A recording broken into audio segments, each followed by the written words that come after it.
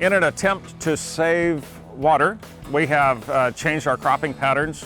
Half of our ground will sit idle through the summertime.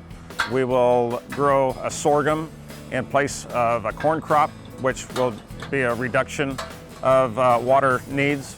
We've also gone to drip irrigation. Here we have about 500 acres of subsurface drip irrigation.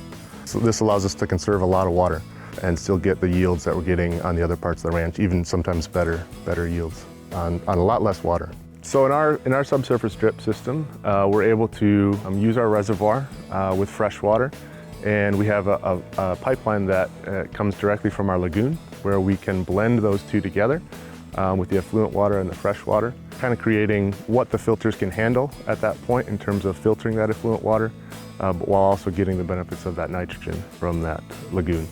And so the water comes into the filtration system, it's pressurized into these lines, and out in the field here we have multiple valves that we can adjust the pressures on to make sure that we're getting the proper flows based on the engineering of our system. When we apply our nitrogen through the drip tape, we're able to do it directly with the water, and it's all underground, and so there's no opportunity for that to volatilize or to be lost. So yeah, being able to apply our effluent water like this is a significant reduction in our GHG emissions because of how it's applied. We've noticed over the past 2 or 3 years about a 30% reduction in water usage overall to get the same yields as we're getting on other conventional crops. By having the subsurface drip, crop yields have been doing very well with it as well. We have a 4-ton increase per acre, and we're doing that with less water. Our capability of going in for our weed control and pesticide control has also been helped by putting on a minimal amount. We don't have to wait for a field to dry before we run our ground rig on it. We're able to run our own ground rig longer, for that matter, as well, throughout the season. The subsurface irrigation system has been fantastic for us to use. It's minimized some of our tractor work. We do a lot of no-till practices on it. Less passes across the field. The crops that come off, we're really able to monitor the water that it does use.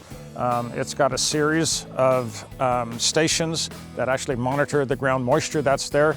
It'll tell us exactly how much we have, and as we're putting it on, where that level of moisture is actually at and how deep it is. Subsurface drip has a lot of pros and some cons as well, but it definitely takes someone who has an intricate knowledge of the whole system to be able to run it.